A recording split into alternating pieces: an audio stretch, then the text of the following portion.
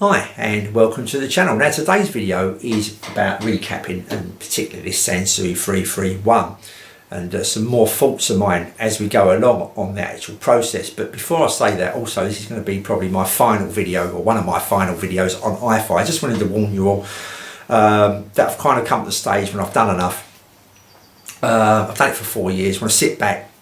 Don't want the house being cluttered up. This room is really cluttered at the moment with bits and pieces, though I have really downsized now. I'll let you know what I've left myself with. And also I've had a couple of people say, I can lend you something, Mick, I can send you something and all that. And one of them was only locally, so I can't remember his name, but I say thanks to him. He has reached out a few times, probably got fed up really, to be honest with you, but reached out a couple of times to me saying, I've got plenty of stuff here. If you want to come around, borrow it, no problem at all. Stick it on your channel and do a review. And you know, that's fantastic. Thank you, like I said. But I'd rather not. I had a good think about it, and I'd rather not, because I've got bits and pieces everywhere, and things can get scratched, marked, all that kind of stuff. I don't am responsible for that, and things can go wrong. Obviously, these are old. I could have it in my possession and start mucking about with it. You know, turn the volume up and that, and one channel could slightly go distorted, and I couldn't possibly give it back to someone saying, oh, it's all right when you give it to me, but this channel's slightly distorted. Now I'm under pressure to fix that problem. And there's something I don't want to do. And there's another thing as well, is that some people may lend me something that's their prized possession, shall we say, and I'll come back saying, I didn't really think much of that. I think this sounds better than that, and you paid 10 times the price, that kind of stuff, you know what I'm saying? So I want to keep the channel real. I don't want to like say this sounds, oh, it sounds pretty good, like, you know, I mean, all that, and it doesn't, kind of thing. I mean, I've had a couple of offers, and I know one of my friends who does some YouTube channel stuff is from these manufacturers, like low-end manufacturers. You buy these little digital amps for about 60 quid. That's great, but what you expected them to sound like when we talk about real HiFi, like, I'm not saying this is real HiFi, but when you kind of put it up against that. I had a word with someone that's done that. It's nice to get these for free or on loan, but they expect a good review. That's what they're expecting. As soon as you give them a negative review, he was kind of like arm bent to give a reasonable review. I did listen to his review, and he kind of, you could, you know, see in between the lines that it was okay, and that was about as good as it was, but he kind of made it maybe sound a little bit better than what it was, kind of thing. You're kind of under that pressure, and I don't want to do that. To me, it sounds as I hear it. I may be wrong, you know what I mean? Obviously, I could easily be wrong. Someone may think that's fantastic, and I've had this in the past when I've sold a few speakers, not particularly in this house, in my other house, when I've had a couple for sale at the same time and that, and someone says, oh, I like to pair them up and listen to them. And to me, one pair of speakers was definitely the winners, like sound-wise, yet the other person took the other pair. I think this is mainly based, this has happened a few times to me, this is mainly based on bass. I think people hear that bass, and the other one's a bit bass, and not got quite as much bass. They think this has got to be the better sounding speaker, it's got more bass, even though I can't remember what ones they were. There's a few different pairs where that bass was a bit too emphasised for me. It was over the top, you know what I mean? That bass was too much. It was getting in the way with other instruments, other things and that. But the initial thing was the bass that drew both them people to pick up them speakers. And it happened once around here as well, I think. Some person picked, to me, one pair of speakers was better than the other.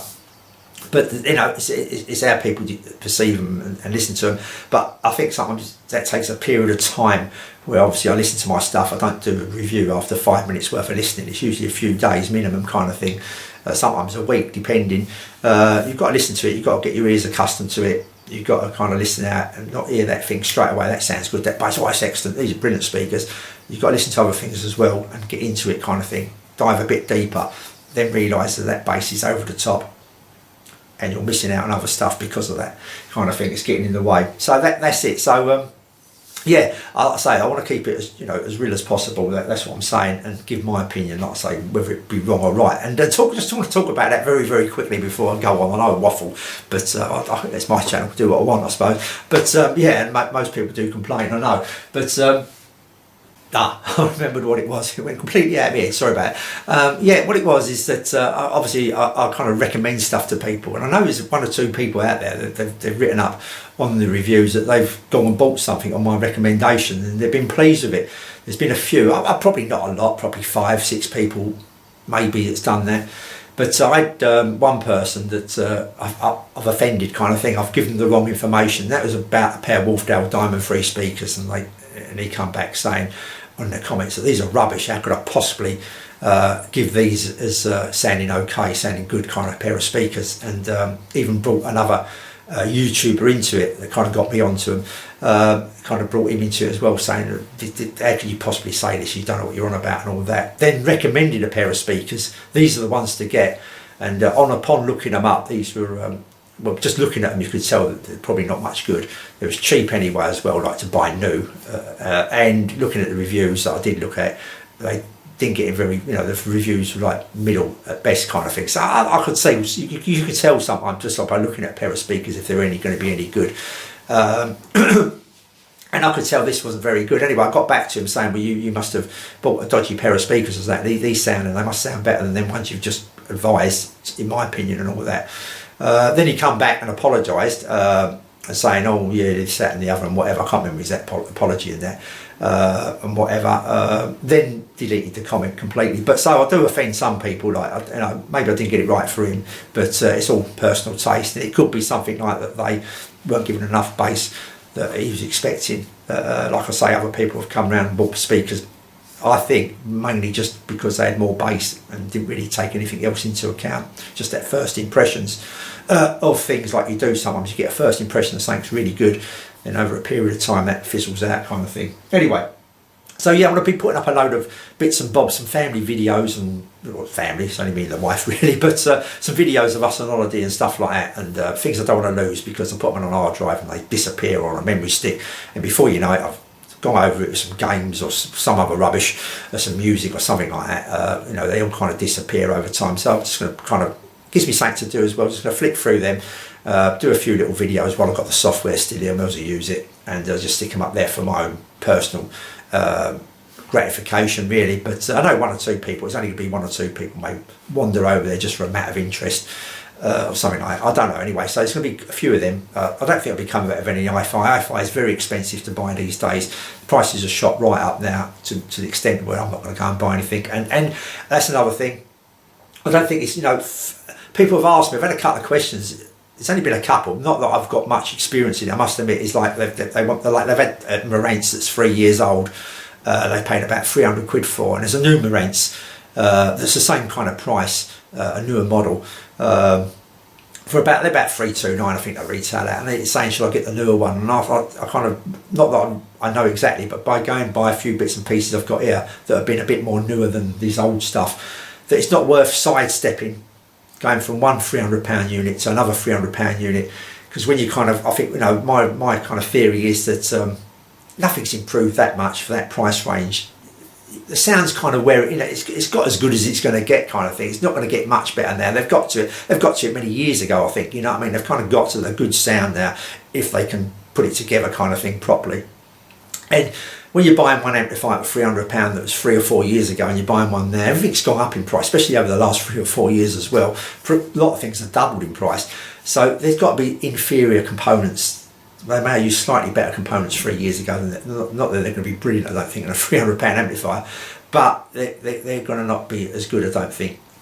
That's my kind of thing. I think you're not going to get nothing out of it. You're going to be coming out level at best, I would have said, kind of thing. I think if you're going to start upgrading or sidestepping, kind of thing, it's to go dearer. If you've got a £300 amp, I think the next one's going to be £1,000 or something like that. Try and go up quite a bit, get up in the range, and as a few people have said when I've been watching other videos on YouTube, a few of the HiFi people that do HiFi stuff, that a lot of the bottom of the range stuff is pretty much rubbish, it's pretty much crap, you know what I mean? So if you're getting the entry level amplifier, a lot of it's not that great. You're better off coming upwards, try and move up to middle ground, kind of thing, if you can. And that goes for the old vintage stuff as well. Most of the vintage bottom of the range, there is exceptions obviously, but most of the bottom of the range that I've had, it's okay. It's okay at best. It's okay. It's not too bad. Like I say, there's a few exceptions when you've got Sansui. They seem like their bottom of the range is pretty good. Like, you know what I mean? For what it is, it's pretty good. Sounds pretty good. That's what I'm saying, is that maybe lift up, and that's what I've got to do here to me to get something sounding better than the 331, the 101, things like that. I've got to up my game. I mean, these go for now. I've been seeing some. I think someone bought a 441 recently for £399. I know it was boxed, but even so, and I think another one went for £280 odd and all that recently, which is a bit pricey, a little bit top heavy, I think. But yeah, you can see that for me to upgrade and to get something, an higher unit, a 771 or something like that, or you know, higher units like a Sansui 777, something like that, or something that I'd want. I think I'm going to get some extra detail. I'm going to get something extra out of it that's going to be noticeable and worthwhile. I've got to double my prices, double my game, pay £500-700, something like that, which I may do personally for myself, one item, and that'll be it. But there's no way I'll be like doing that for the channel kind of thing, buying 3 or 4 items, because it just ain't gonna happen, and it's not worth me continue on these bottom of the lines because they're too expensive now. And I know a lot of them I'm going to buy is not going to be that great anyway. I'm going to have to be quite picky and choosy to get some decent ones. And what's the point? I'm going to give an honest review, as always, as I think, you know, I'll give an honest review. I don't want to be now lumbered with buying something that cost me 150 quid, giving my review saying that weren't very great. I'm going to have to try and sell that now on eBay for 150 quid, and someone comes along and thinks, oh, this geezer says it's not great. And oh, I bought it off of this bloke as well. This is the geezer I bought it off of. It doesn't go down too well, does it? You know what I mean? It's not going to work, I don't think. So that's another reason. There is quite a few reasons. I need more time to myself and that and whatever. I've done enough. I need to clear the room out, all that kind of stuff. Things are getting in the way, as you can see, wires everywhere and everything else. Okay, I haven't talked about the recapping of this yet, but I just wanted to get all that out of the way. Like I say, I'm going to bore a lot of people, long video probably. But yeah, so I recapped this a little while ago now. I listened to it and I said, oh, I've got a little bit more extra detail, a bit more finesse kind of thing, liking it a little bit more. And I've had a few questions. Put a percentage on this. Nick, put a percentage. How can you put a percentage really on sound? But if you wanted me to, I'm probably getting 10 or 15%. I know you can't do it that way, but just get that little extra to kind of get. I'm not getting twice. You know, I've got an unbelievable amount of more detail. It's just a little bit more detail. But I've been listening to it because I've been doing not much else. Just been tinkering around, add it on in the house and that, narrowing down my stuff. And just talking about narrowing down before I do go on to this. Just want to give you right up to date with what I've kept.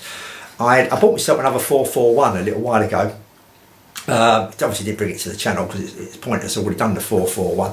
But since then, I've got rid of both. I sold one to my mate, and I just sold one recently on eBay. I sold one to my mate, and he's very happy with that. And a bloke's coming round shortly to pick up the other 441. So 2 441s are gone. Sold a few other bits, and basically, I'm going to be left with just 2 items. I'm going to be left, and these may not sound fantastic to a lot of people, considering, you know, I'm an HiFi channel, but don't forget it's his budget, low end. I'm just going to keep myself the Sansui 101, and I'm going to keep this 331.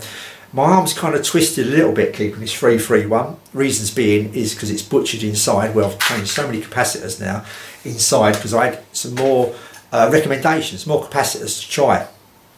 And doing this has got me do your head in listening to stuff. It really can. But I've been doing this over a period of time recently.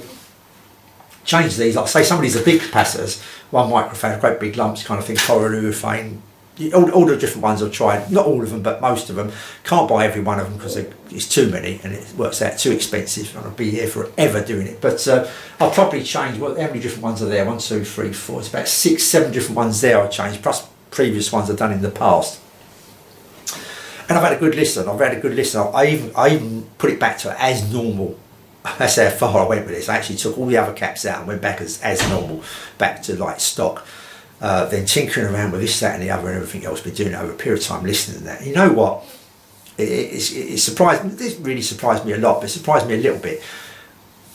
This is how I've kept it now. If I just show you a picture at the top, I've replaced all the power supply capacitors and capacitors that are not in the signal path. They've all been replaced now. This is how, I'll say, I did go back to scratch, been tinkering around with swapping in and out, all different ones.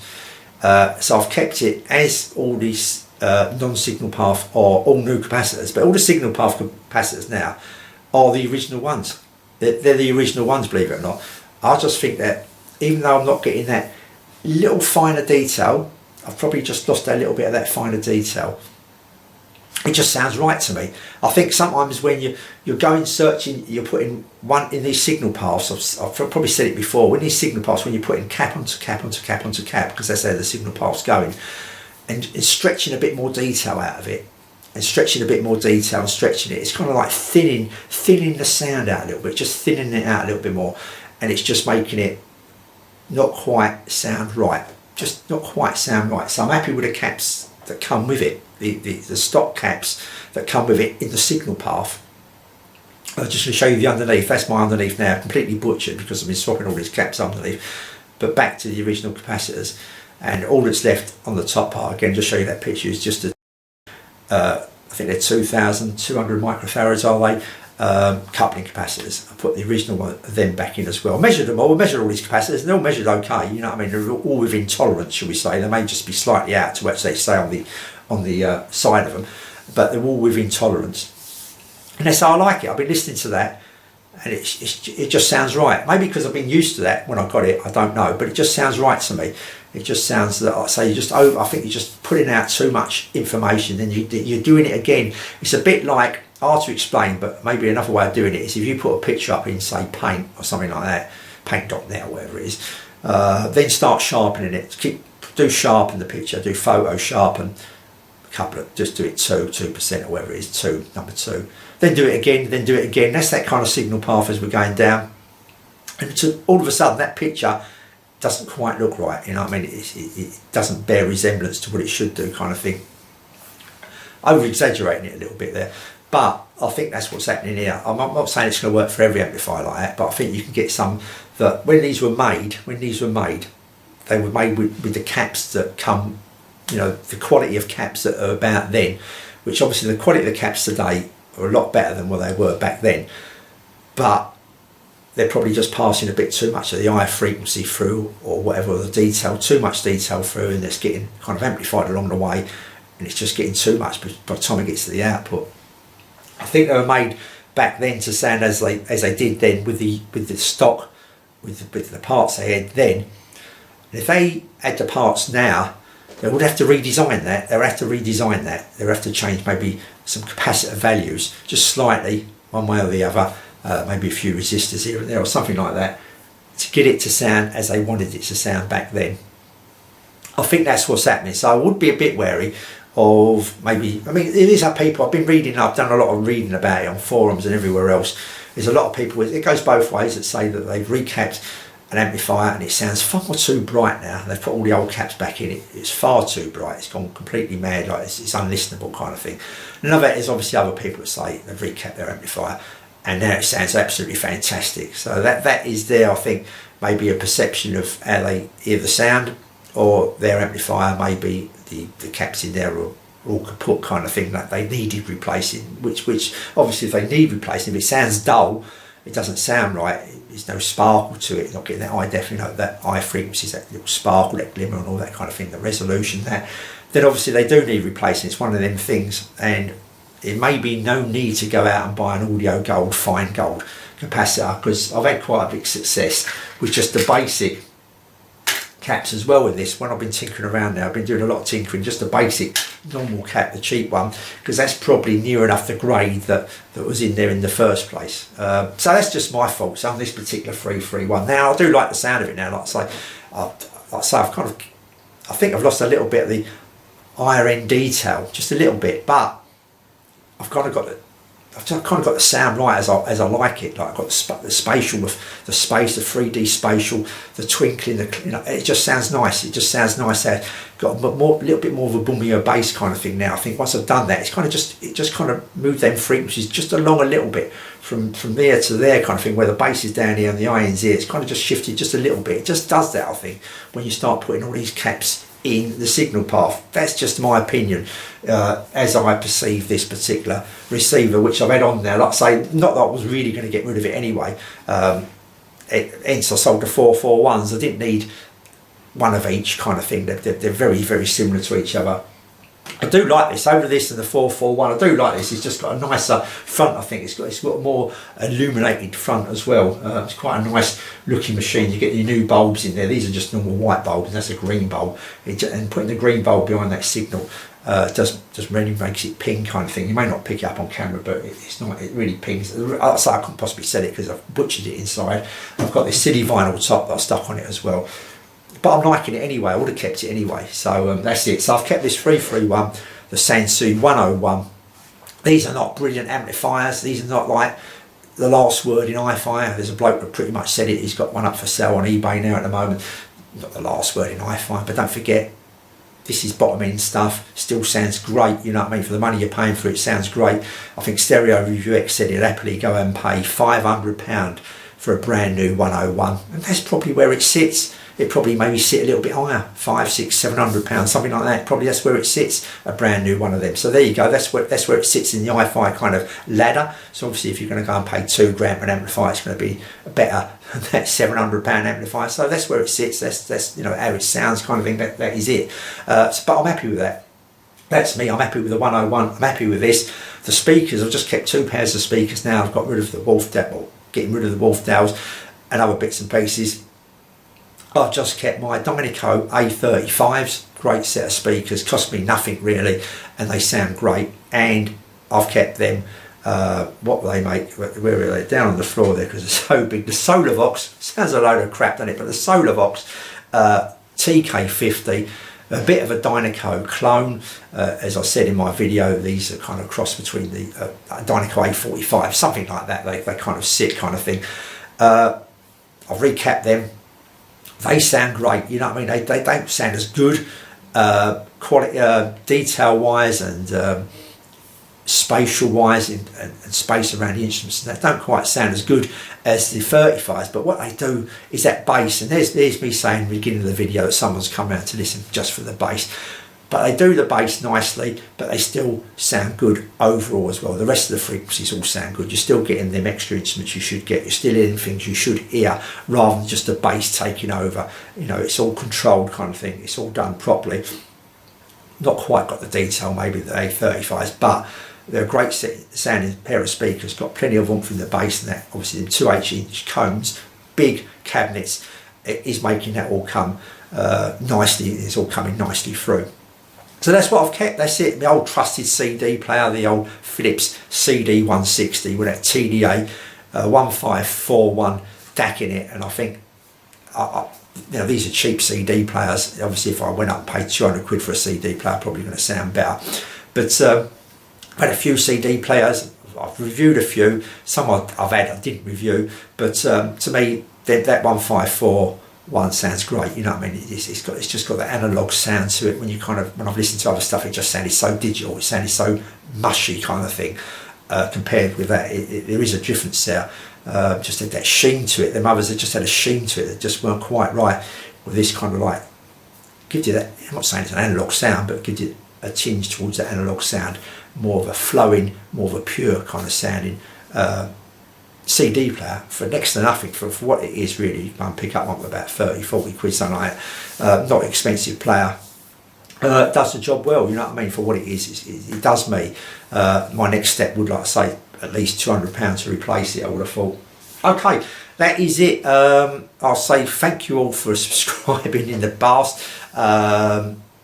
There's plenty of other videos on the channel if you've just come across this one now to go and have a look at. I've done all my repairs, I've done all these bits and pieces, I've done all my tips, nothing else really to give out. I don't want to keep coming up and repeating myself over and over again just to get another video up to get some more views. Seems pretty pointless to me. But I've enjoyed the last 4 years. Like I say, you're going to get a bit of tat here and there, probably going to do a bit of gaming as well. No one's going to be probably interested in it, but it's going to keep me occupied, it ain't going to cost me a penny.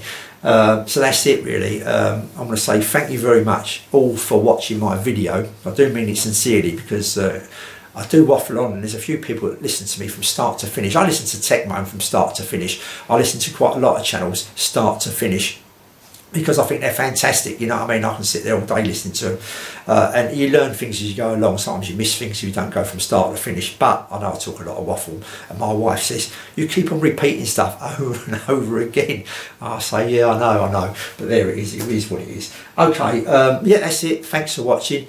Hope you enjoy your HiFi. Don't get done over. You know, if you're buying stuff, have a good look at it. These pictures on eBay, have a good look. And one of mine is, a few people have mentioned as well, look for any rust anywhere on them screws or anything like that. If there's any signs of rust, I know it can just be on the outside, but especially if they've got vents in it as well in the top, rust can creep in. You know, it's been stored in a damp place. You don't want any damp place. The rust is going to get up the contacts of the transistors and resistors, going to make them a bit noisy and all that kind of stuff. So be a bit careful. if you're buying something and you don't know how to repair it, have a look around, see if there's many faults with that item. See them, go and type in whatever it is and see common faults and see how many there is. Sometimes you're going to find something that's non-stop common fault, especially once it's got to 20 years old or something like that. It develops this fault and it's a pain to repair. You've got to send it, send it somewhere or give it to someone to repair. It's going to cost you a fortune. Try and have a look around and find out what the common faults are. If they're just basic faults, something you can probably do yourself, then that's going to be great, especially noisy transistors and that. They usually say on this particular amplifier it's a 2SC 845s, and that's the one that goes wrong mainly. And you're going to look at it, you're going to see it on the board, and you think, I can get to that. Keep it simple, don't you know, if you're going to, especially these small amplifiers are simple, there's not much happening inside. If you start buying big amplifiers, there's lots and lots inside, it's all crammed in, and if you don't know what you're doing, it's going to cost you an arm and leg to put right, you know what I mean. But then again, if you're going to go and buy one of these amplifiers for £1,000, I think you should keep yourself 400 or 500 quid in your back pocket, just in case anything goes wrong. That's it. I can't give you any more advice, I've run out. Until the next video, whatever crap that may be, I'll see you for watching.